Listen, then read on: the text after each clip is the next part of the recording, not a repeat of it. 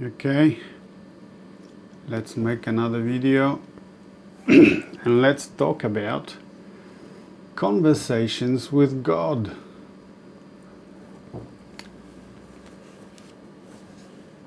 I wrote something a few years ago and I reposted it yesterday, so I'll read that to you.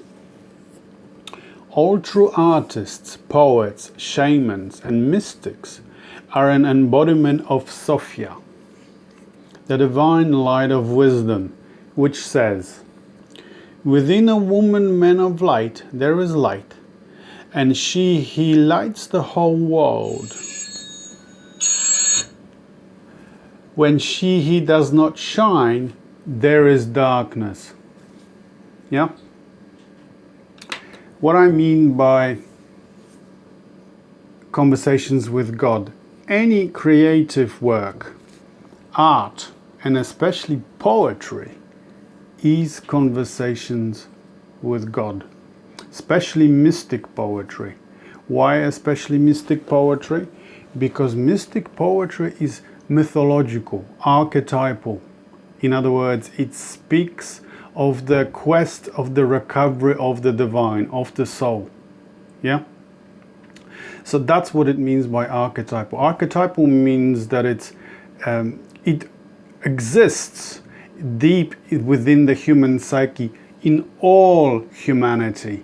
This eternal yearning, or this eternal need, or destiny is probably a better word, for humanity. This is what we live for. Once we take up that inner quest, inner journey, recover our divine part, then we live whole. You become mortal and divine. You are in this world, but you also belong in the other, in the world of the spirit, what we call afterlife. Yeah? So you're with one leg in the reality, everyday reality of society, but the other is firmly rooted in the other dimension. You're constantly in touch with it. You have these conversations with God. And one way, one of the best ways, at least what I found, of recovering this balance, this healing, which is really what you're healing the split between yourself and the spirit or the soul, is through being creative, through art or poetry. Yeah? I'll share with you, I'll read you a few other poems in a moment, the conversations with God, mine and perhaps Hafez, but I'll share with you a dream that I had regarding this. There are many, but this one kind of sticks in my mind when it comes to being creative and what happens when you are in this balance, when you make a connection with the other side, with the world of the spirit. Through, for me, it was writing poetry, but I also work with symbols, mythological symbols, archetypal symbols, really just mythology. I would read mythology, I would find a subject that I liked in mythology, for instance, the Axis Mundi in Wikipedia, read through it, the words that would jump at me, I would underline or highlight, then write something underneath it, and then keep going until I found a symbol which is, it's exactly the same, and follow that link, and then follow that link, and then follow that link. You are activating your intuition, and which guides you then into the center, the most inward center. And this is what happened in this dream. I am being taken into that sacred center, if you like, within me, deep within my psyche, which is also exactly the same journey, exactly the same quest within your psyche. So it's within everyone's psyche. It's the same path, the same. It might look slightly different because it's perhaps a little bit tinted with your own personal thoughts or your own personal imagination, if you like. But the whole thing, if you look at the whole structure of the journey of the quest, the symbols, the archetype, they repeat themselves in all of humanity. So this was the dream. I lie asleep in bed, and then I feel that something is touching my writing finger. my writing fingers. Yeah, you know, when I'm holding a pen, when you're holding a pen, let me grab a pen. This is the writing finger for me, yeah?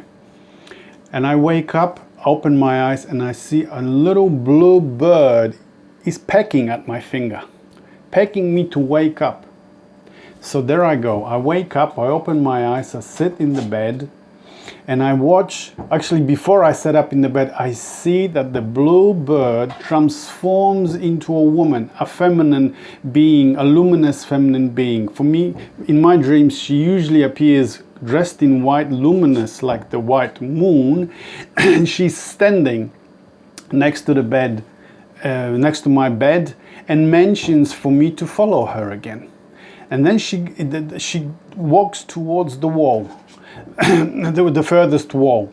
And then when she stands next to the wall, I get up from the bed, I sit up, I get up and I follow her. And in that moment when she's standing next to the wall dissolves into a fog, thick white fog. And she grabs my hand and she pulls me through that fog, which used to be a wall just not long ago. And we walk into a landscape, a rural landscape. And there I see, once we have walked out, it's daylight. It takes me a while for my eyes to get used to coming from the night into the day. It takes quite a while for my eyes to get adjusted to the light. It's bright light. There I see a path, a dirt path, not a common path, just a small dirt path. And I know I have walked this way before. This is my path. I have made this trail. Nobody else. This is mine. And the trail it's green grass on both sides. It's spring. So that's another archetypal image, the rebirth of life. And the path leads up a mountain. And there she is, my guide, the feminine intuition. She's guiding me once again to the summit of the mountain, the cosmic mountain, the center. You will find cosmic mountains, sacred mountains in all of humanity's mythology, whether you're talking about Hindu mythology or Chinese or Western or any mythology, you will find the sacred mountain. Perhaps the best known sacred mountain is the mountain in Hindu mythology, the mountain of Shiva, Maru, yes? But there are lots of mountains, sacred mountains. Moses in the Old Testament walked up a sacred mountain, and there he found the burning bush through which God talked to Moses. So it's a common theme, it's archetypal. It repeats itself in all of humanity's psyche. So that's what it means, archetypal. That's what it means, collective unconscious too, or mythology, or eternal. Yeah? Remember the dream I told you, the dreamer that shared the dream with me while she was walking in the desert. She found a bush that was burning. It was blue flames. There was no voice coming out of that bush. She didn't yet have a connection or conversation with God yet, but she was already on the way, but she didn't have the conversation yet. And then she walked past this burning bush, and she was walking up a mountain. Very difficult for her to walk because the path was of sand. She didn't yet have an intuitive way of following the guide, following the trace back up to the top of the mountain. It all happened rather mechanically for her yet, because there was sand, and sand suggests that the water is missing, the water of life, intuition is still missing. But she made it to the top of the mountain, and then what she saw that the mountain was an extinct volcano. The rim was huge of this extinct volcano, and there stood humanity, people holding hands, all holding hands as one, looking inward. There she experienced the unity of all life. That's where we go to experience the holy, the divine, the unity of all life. And the way I was doing up or walking up to this cosmic mountain, to this center within each and every one of us, it repeats itself. You have that experience too if you really where to focus on an intuitive way of working with symbols. For instance, symbols are very powerful because they come from that center, from the archetypal center, from the mythological center, and so they speak to it. They have the same language, the tree of life, the cosmic mountain, the water of life, the guide, the luminous, the light, silver, gold. All these are archetypal images. All these are archetypal symbols. Yeah. So this is what I mean by that. When I said all true artists, poets, shamans, and mystics are an embodiment of Sophia. Sophia is wisdom. This is the feminine, the divine feminine. Yeah. So you're talking about intuition.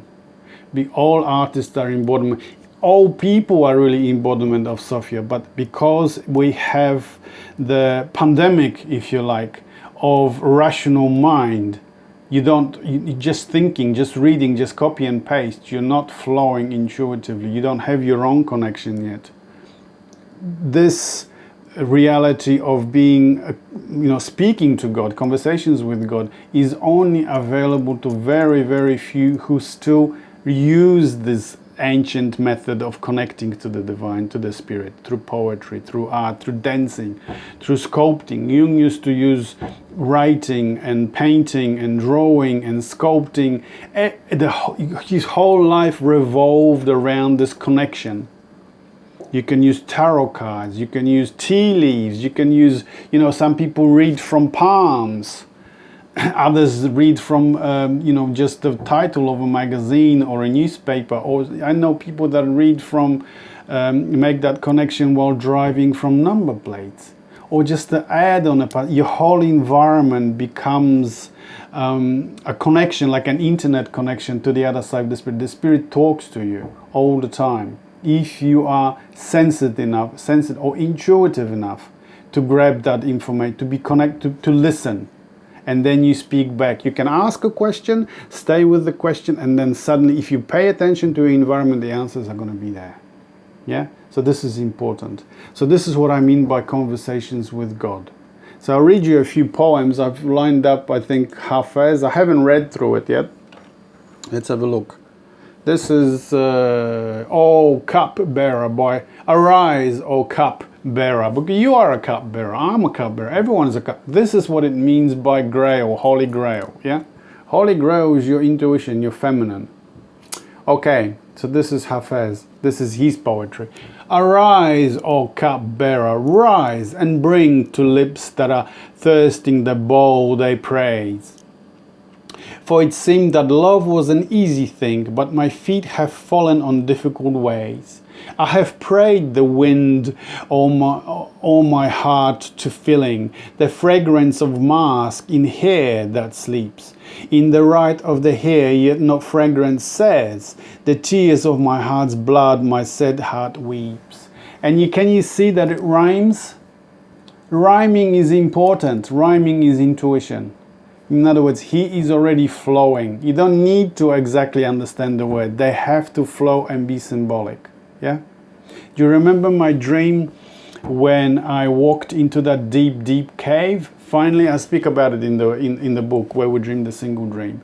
Again, taken there by that same guide, that luminous woman, the feminine, the Sophia, the goddess Sophia. And we walked into this huge gallery inside the cave, deep, deep, deep inside the cave. And there grew this huge tree, flowering tree, through the opening in the cave, out into the blue sky. And at the trunk of the tree, where the trunk was ending and the branches began, was a huge white flower with a golden stem. And from its roots flowed a stream of fresh water, and my guide, the Sophia, walked into that stream, grabbed a cup, filled it, and said, drink. This is where many men of old found their gold. It rhymes. This is exactly what Hafez is doing. Yeah? So we'll continue. Hear the tavern keeper who counsels you with wine, with red wine your prayer carpet dye. There was never a traveller like him but knew the ways of the road and the hostelry. Where shall I rest when the still night through. Beyond the gateway, O heart of my heart, the bells of the camel lament and cry. Bind up thy burden again and depart. So it rhymes. The waves run high, night is clouded with fears, and eddying whirlpools clash and roar. How shall my drowning voice strike the ears, whose light frightened vessels have reached the shore? I sought mine own, the uninspired years have brought mine own, at this honoured name. What cloak shall cover my misery all, when each just mouth has rehearsed my shame?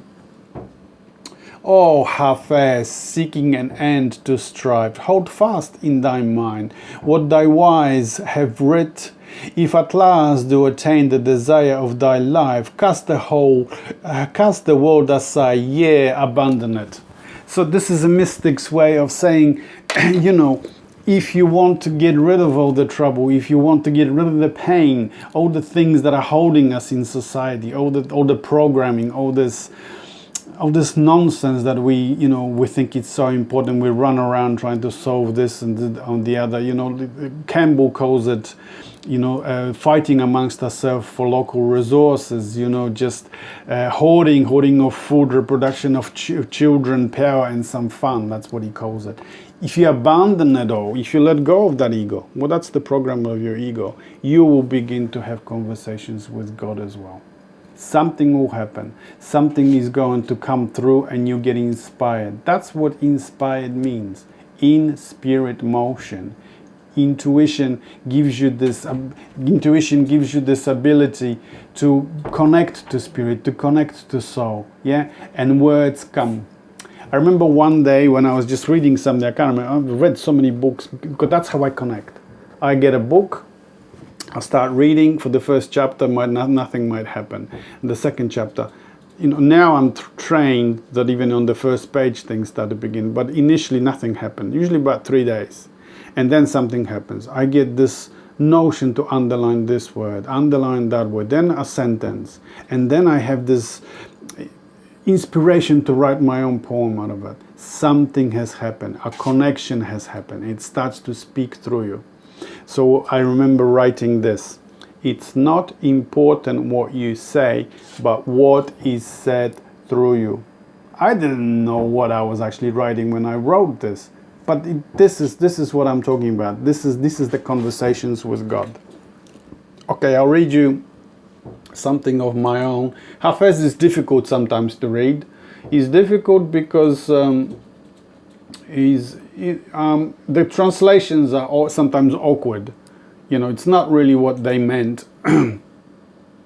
Okay, this is what I wrote.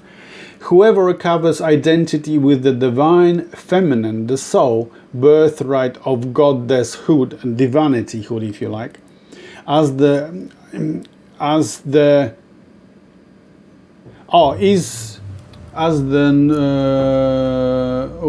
breast of goddesshood, as the Gospel of Philip says, is no longer a Christian but a Christ. If you identify with your own divine part, you no longer need to worship Jesus.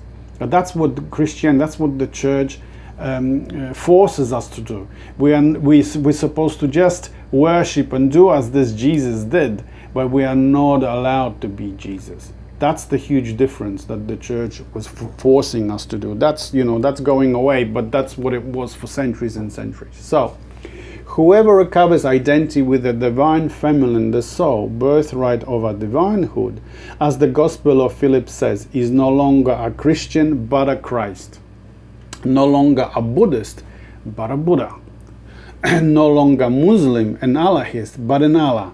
No longer Jewish, a Yahwist but Yahweh. Indeed, no longer a worshipper of Isis but an Isis, the all in us all.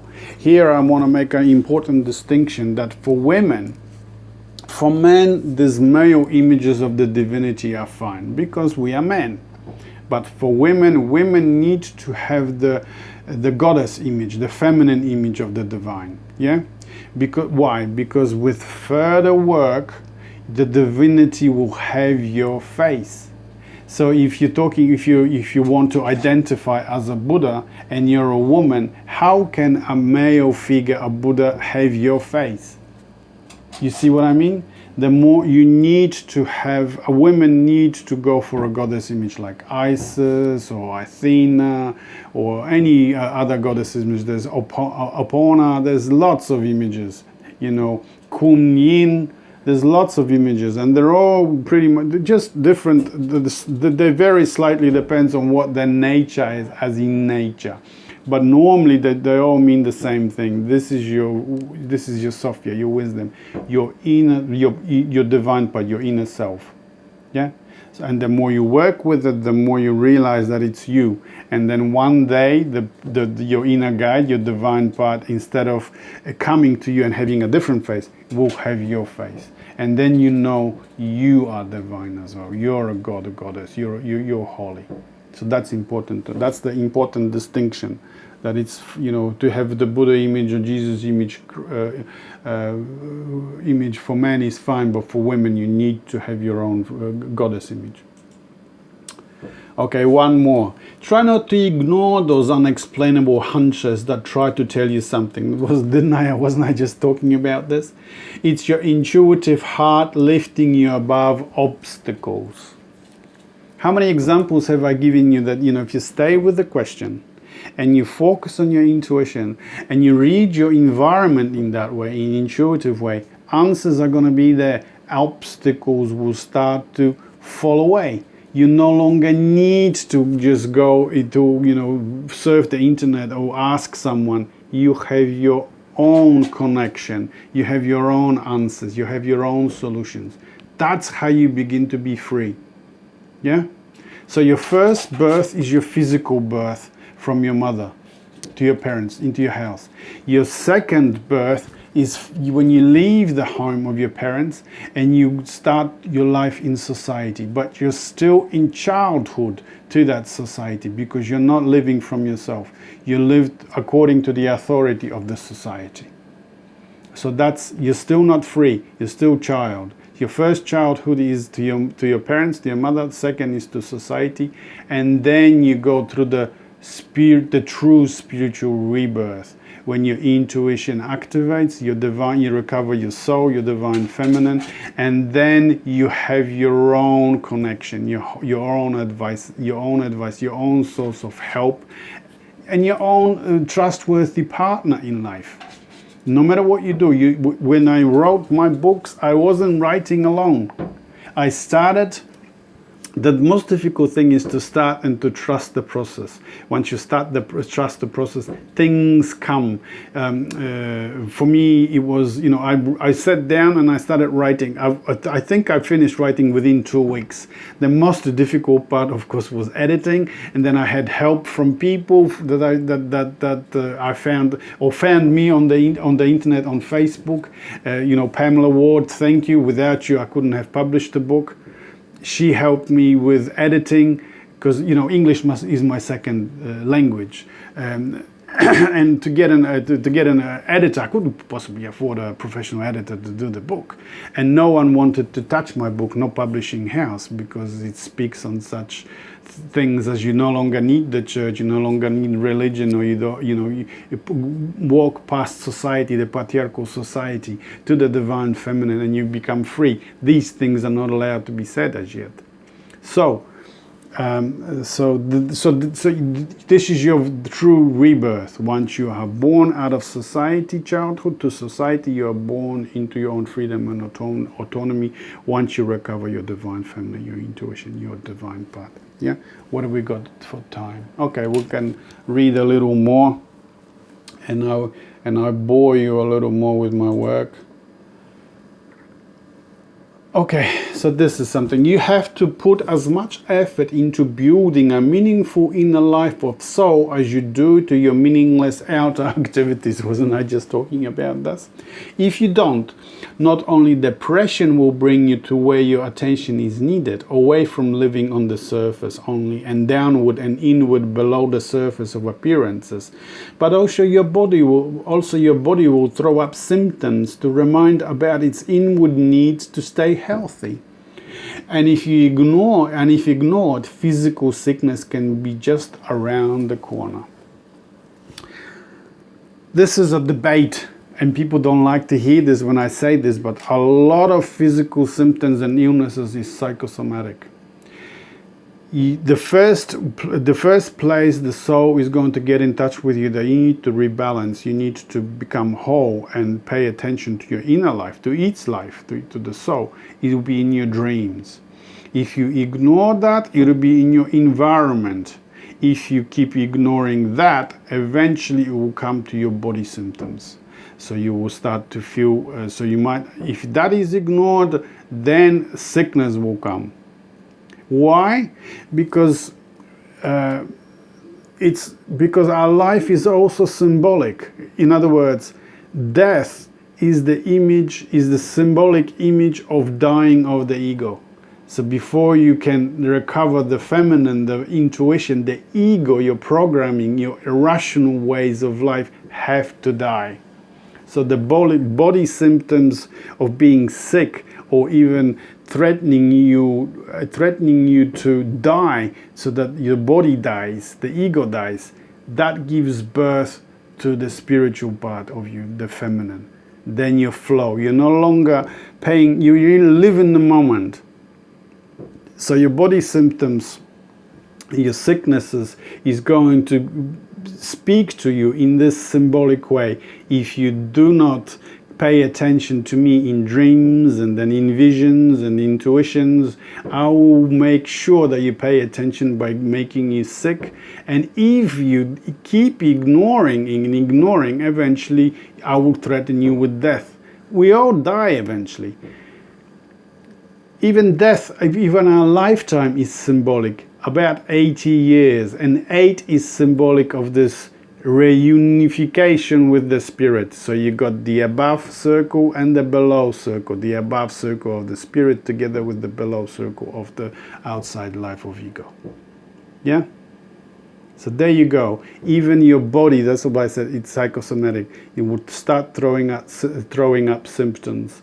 And the best way that I found of recovering this healing, that's why we call it healing, the two halves, the inner half and the outer half, the spiritual half and the ego half, your everyday life of society, come together through creativity, through art, painting, dancing, some kind of creativity, writing.